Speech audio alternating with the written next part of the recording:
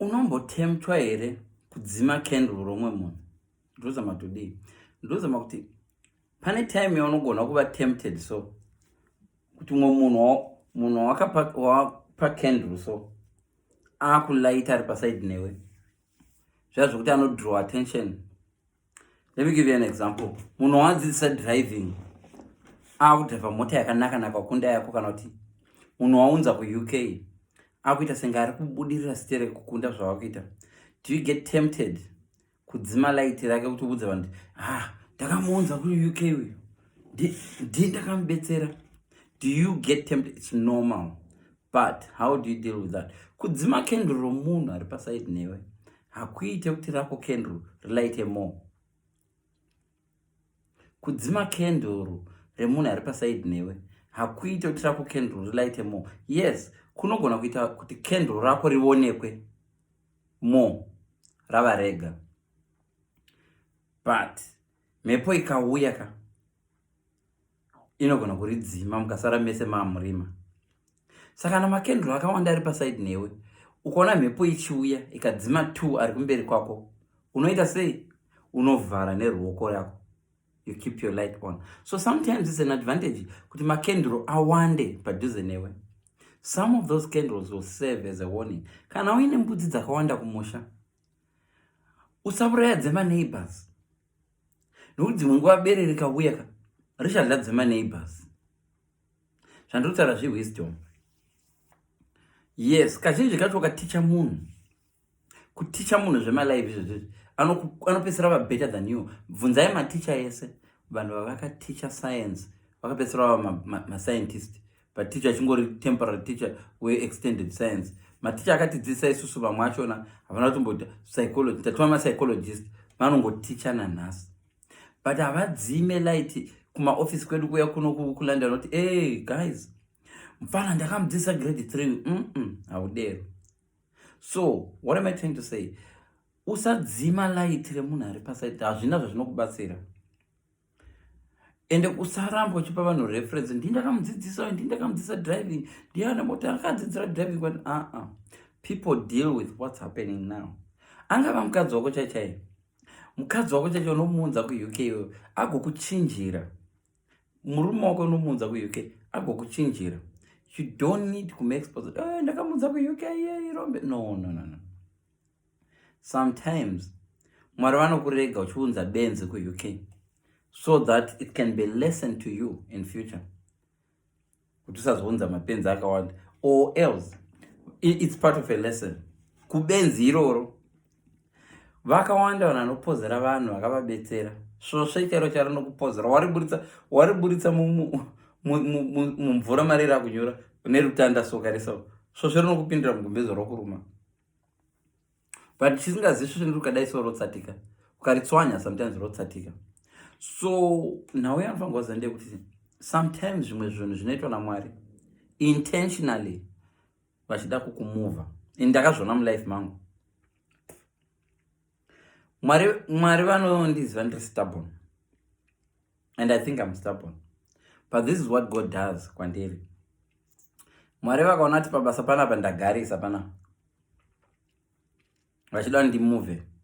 Kana musiti chaimu vanocreata kuti muve uncomfortable. Zvazvo ndoshuva kuti kuvanhu vakandimakireiko, vanhu vakandi. Listen, ukaona wanyanya kumakwa kana kuvengana nemurume wako akudzinga pamba, don't see murume wako as a problem. Murume wako akuramba achindihurira, murume wako akuramba. Sometimes God is telling you move. It's God telling you shamari move. Chirwere chakuzouya manje, move from this relationship. So dzimwe dzenguva uchichema, no, God is actually telling you 10. Wakafana motikari iri kudrive like this, iri kutena drive ari kudai, motikari uri kundishonyorora man, uri kundishonyorora. No, God is telling you because uko kwane wall unonobondera nespeed yaurumanyana yauri kubondera. Muri kunzwa? Tiri kudrive wana Mwari. Ndakazvinotsa palife yangu.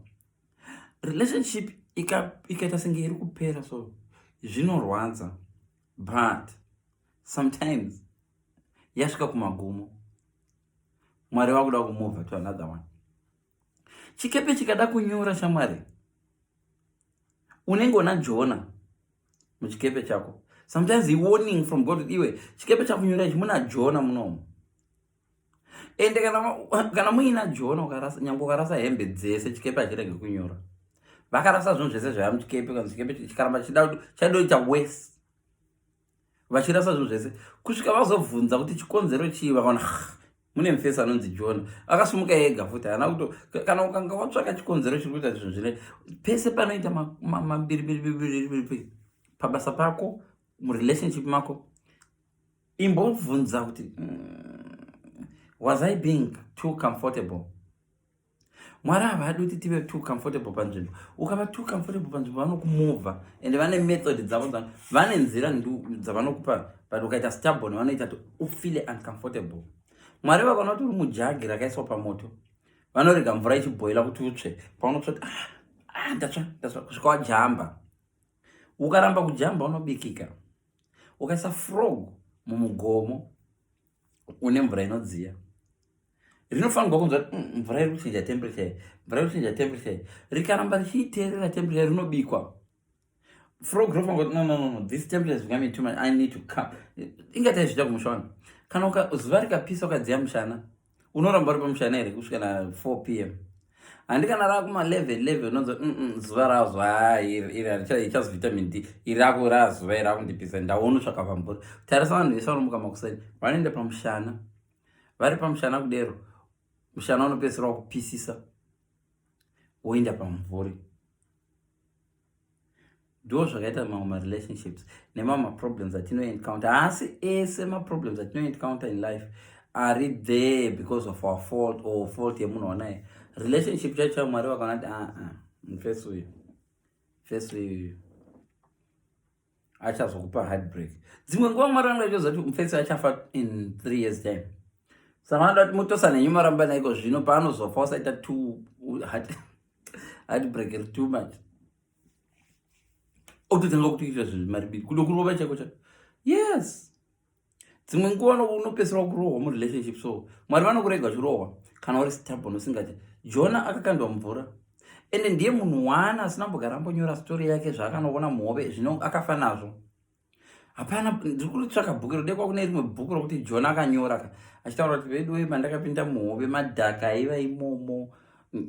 Pamwe ari mumvura imomo angel yaitopinda mufish ichimupa fish chicken idya mupana idya takutosvika. We don't know. So dzimwe dzenguva Mwari vakakurega uchikandirwa mvura. Imagine vanhu mafesi akaseka vachiona shake yakachamamona Jona achipinda so face down zvikanzi dzinenge dzabondera pamazino yanga akabuda dzabondera aite dzata vanhu ndonga vanhu akatotarisa ropa kuti kuropa riripi maybe adzamedziwa idzi dzatirasisa hembe dzedu vava nemagitare vainopefoma mabhendi akarasa magitare zvizvo zvirimo because chikepe chachakunyura vaitomutuka benzi remunhu tirasisa zvinhu zvedu zviri very expensive. Kana pane zvimwe zvazvo zvakapapamara pamusoro peuyu vakatombotira kuzvitora to recover them. And to be honest, after Jonah was gone pamwe mhepo yakatozorega chikepe china kutozomboda kunyura vakatozopedzisira recover some of the things kana zvisina kunyura. So now ndozomataura ndekudai. So inini right now my life angu akablockwa akanblockwa 2 days ago nobva ablockwa, so I can't do lives on Facebook now. So maybe God is telling me no chirega zvama live pa Facebook. Move chenda ku YouTube or move chita ma live madiki because Mwari vanoda zvinochinja. Mwari vanofamba. Nyeredzi dzaitevegwa nevadzidza vaya kumabhazuva dzedu aitevera nyeredzi so yaifamba yaisingarambiri panhu 1 yaifamba ikasvika parurungu yodisappear. So kubviswa palive kudisappear kwenyeredzi indi ndinofanirwa kuziva kuti saka nyeredzi yako where is God now? Where is God wanting me to do my life? Pamwe Mwari vakutoda ndichitoita zvemuoffice, pamwe Mwari vakutoda ndichitoita zvekufamba ndichienda kumacompany kudzimba dzevanhu or some ndichiita malive angu. We don't know. Ntoona ndona waenda kutaura palive yokuti hamuchandioni paFacebook for a while now because I keep my life angu akatobhana this is still no longer allowed to do lives on Facebook. So someone anokwanisa kushandiswa kuregwa so achishandiswa naSatan kuti andidzinge paFacebook anditi But by doing that, ari kutondiindisa to the next level. So you need to always be positive. Ukaona munhu achifushira chibage nehasha, achichifushira akatsamwa, uri kutochiita kuti chimere. Umwe munhu ari kueva pachikudira bvutsa chikukanda mvura, haasi kuziva ari kutokuisa kudestiny yako through fish. Zonzwa 3 days later Jona akasvika akuparidza. Dzimwe dzakaenda kutashishi dzikatodzoka dzikadzokera dzikazoenda kuNineveh, dzakazosangana naJona dzikati no, I think ndiri kuona chitoma pano. Munhu ndaiva naye no, I'm not telling you, no, nzobvesa kunyarara. Jona afuka masaga achitendeutsa vanhu achididi kuNineveh kweyo. So usadzima kendro remunhu ari pasaidi newe. Varege vadzime rako, but iwe usadzima rake. Sometimes kendro rako iroro riri pasaidi newe rinogona kuzokubetsera kana rako rikadzima. Yes, rako zihombe riri kulaita, riri palaiti pahombe rakadai so. Tumakendro turi pasaidi haturi kundikanganisa kuti vanhu havasi kundiona. No. Tumalive turi kuitwa nevamwe vanhu vasiri famous. Tuchengetedze tumalive itoto. Kune vanhu 100 vachauya pamalive ekamunhu kasiri famous, vozoona yako iwe uri famous. Don't block zvinhu zvidiki. Don't block zvinhu zviri marivals ako. Never ever try to block marivals ako. Hausati wamboona kuti munhu ane mudzanga chaiwo proper mudzanga achisvita anogona kupozera munhu anoita chimonera chaichiya, but wake mudzanga paunopera so, kana kuti wechimonera uchipera, munhu ane mudzanga anopedzisira kuti ndombiro zvokushandisa mudzanga wako kulaita mudzanga wangu. Hamusati mambona vadhara vaidero kuti inaye ndakakura kuvanhu vasingasimo, but I used to observe that. Unopedzisira wanida mudzanga umwe munhu chidi kuti kuchigushani chakadai kuti ndipo mudzanga wako woigumanisa kuti. So you might need that little light later in life. You might need it. Yes, you might need that little light. So zvimwe relationship zvinoitika izvezvi, munhu anoita relationship nawo agokudhampa so. Listen, vanhu vazhinji vanodhampa munhu parelationship havawanzi kuita well kumberi. Ukadhampiwa, indaizviudzwa kudhara chiri vana diki, munhu akudhampa anoita senge akupa laki. Zvitarisise, munhu akakudhampa so anoita senge akupa laki so. Tarisisai iko zvino munhu anoti ndichakudei wewe, mumutarisise laki rake pamberi apo zvarinozoita, minyama imwe yanoita. So sometimes rega vakudhampe. Wasatombona mamwe makochi chero ebhora so anoiltrita footballer, gabude handichamudi mutimu. 2 months later kochi yadzingwa graft. Sometimes ndozvo zvinoita. Hanzi mbanga chena yakaparira parire nhema. So dzimwe dzenguva ndozvazvinoita.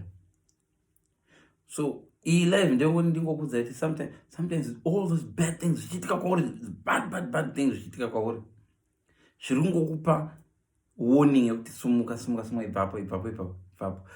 Dzimwe nguva unoti wakagara uchingonzwa kugogonegwa. It's time for you to move to the next stage, but hausi kuzvinzwisisa. Right. Ndopedzisa ndichiti nini panhau yechapungu.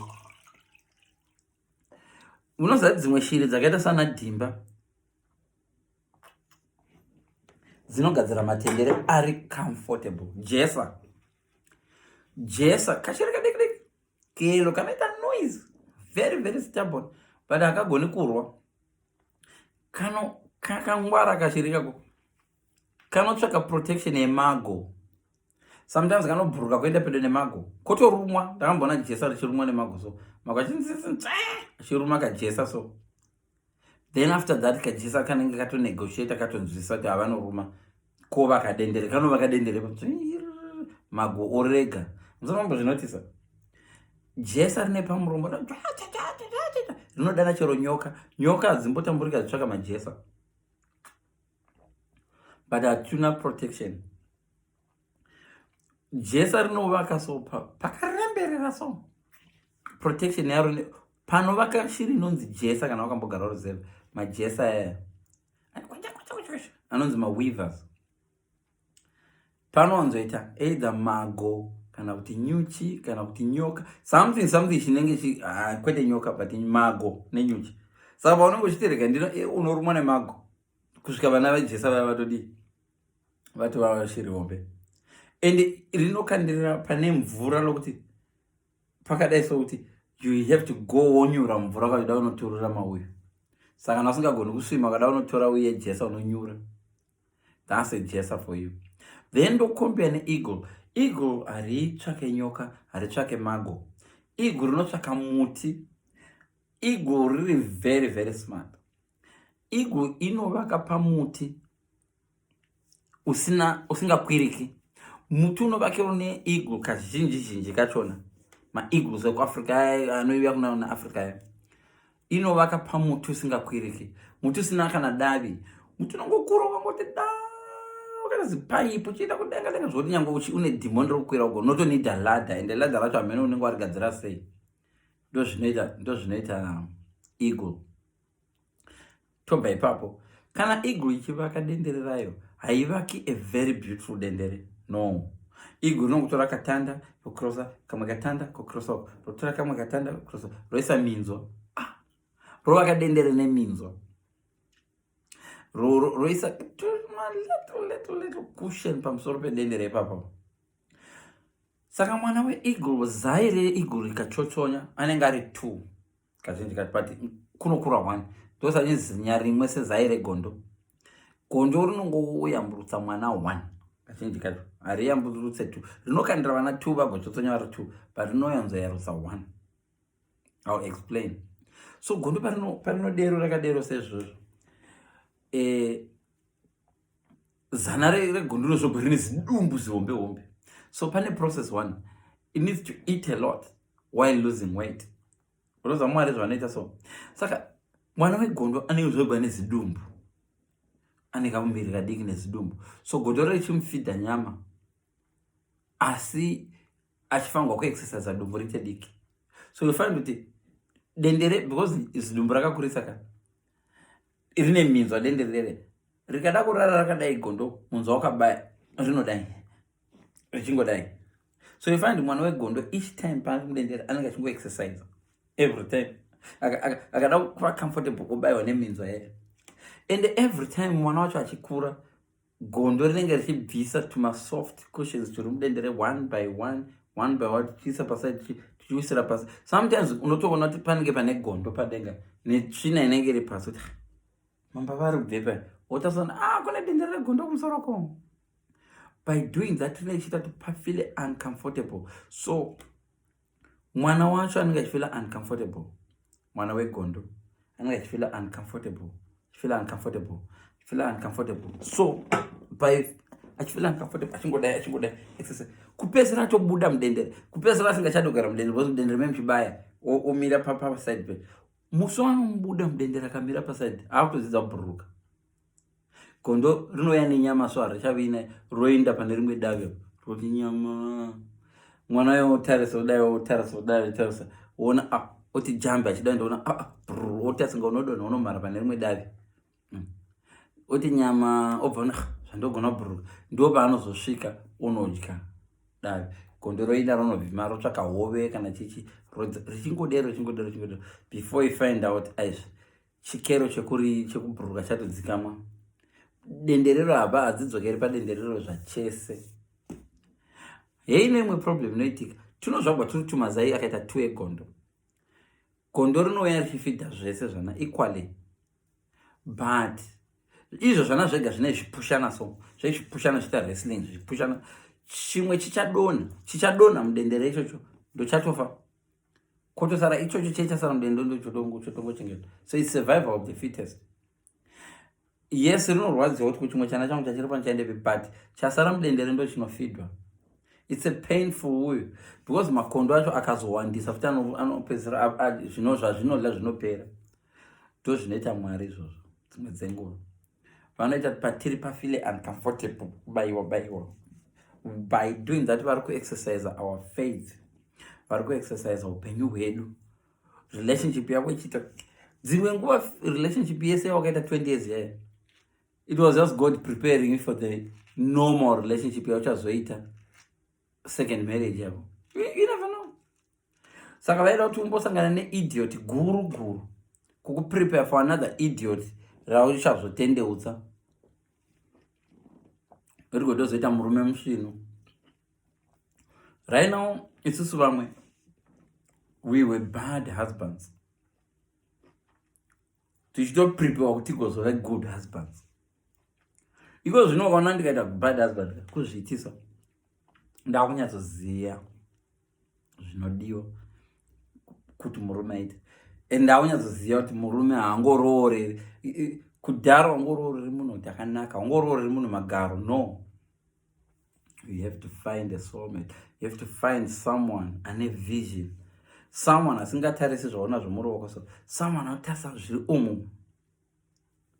Kune vanhu vakawanda vasina kana chavanacho right now, but vane vision inotyisa. And trust me, munhu ane vision, and though it may tarry, it will come to pass. Akangorarama chete, it will come to pass. Thank you so much, guys.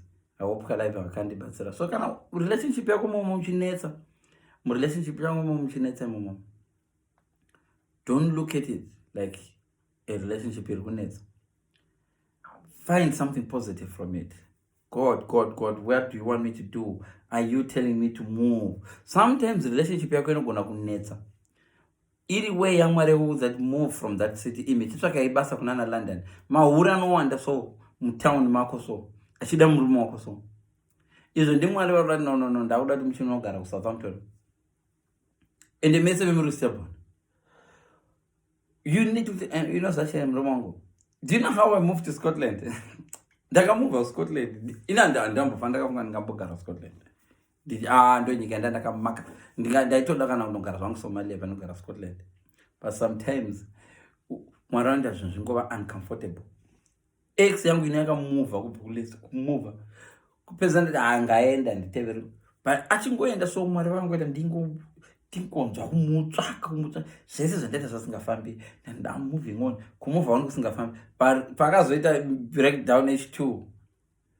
Ndanozwa no. Now we can move on. Pane imwe breakdown yaunonzwa kuti mwari vari kuudza kuti dzokera unofixa relationship yako. Dzoke. Kwemwe unoita breakdown so unzwa you're at peace. You're at peace with this breakdown. One thing ndoda kuudza vanhu, munhu anoti sorry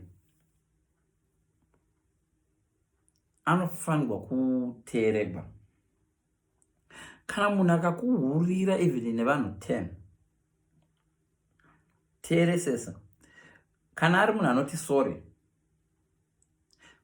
is dangerous. Even mwari vakataura kuti kana munhu akutadzira unofanirwa kumuregera 77 times 7, especially kana achiti sorry.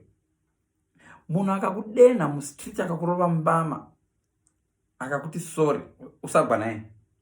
Munhu pese pandaitanga ndati kumunhu sorry, handisamborohwa. Pese ukaona ndakakuti sorry, ukazondiataka marovero ndaimuita, unonzwa iri simba handizindo. Tarisa munhu wese ambokuti sorry, mazvambo riro anokuita. Nyange utigona fight. Tsikwa nemunhu murodhi okuti sorry, chiedza kumurova akuti sorry. Sometimes unokuti mukoma ndati sorry one. Mwari vanowanzoenda nemunhu anoti sorry. So parelationship dzenyu idzodzo before marambana, tarisa kuti ari kuti sorry ndiani between the two. One wenyapa munofanirwa kuti sorry to each other. Shama, I'm so sorry. Relationship yedu yarambako. That attracts luck. Handisi kuti munodzokerana, but munhu anoapologize anoattracta luck. Mwari vanoda munhu anoregerera. Shamari wakandiheta singaiti, I forgive you, but I will never be with you again. That takes your luck back to you. Umwe munhu akati sorry mai mwana, ndakakutadzira, so ndiregererewo mai mwana. Ndakuregerera, but haiwa kudzokerana more. Yes, muregerere. Sorry is very, very, very important. Sorry. And this is biblical and spiritual as well. Tarisa vanhu vese vanoti sorry, mazino avo akakwana. Chero akachanja mhara sengedai, vanhu vanonzoti sorry, mazino avo anenge akakwana. Taiti dzisingati sorry zhinji dzachona hadzichina mazino. Munhu akakuti sorry sorry, iwe ubva muti mpama akazokudzorera simba ranopiwa naMwari kuti akukurireka rimwe racho unoshaya kuti rabva nekupi. It's because Mwari vari kusaidi resorry. Mwari vanoda munhu anoregerera. Iwe kana usingaregereri munhu havakuregereriwo. Ndozvakataura. Chikero chaunenge washandisa kuyera kune vanoshandisa. So thank you so much guys. I hope my live angu muchangopota muchaona ndichaiti live because I'm blocked. So ndichangoita live ndindega so ndo share. Saka musadzima makenduru evanhu vari paside name. Keep those candles. Keep your enemies alive. Hapana chinhu chakakosha sekuti enemy yako ione how God is blessing you without them. So kana une muvengi munamatira ararame longer kuti aone ma blessings ako. Vamwe venyu munoda kuti ma-enemies enyu afe. No. Namatira kuti enemy yako irarame longer. Ione kuti so handisi Mwari nhai. Kuna Mwari nhai. Thank you so much guys. Bye bye.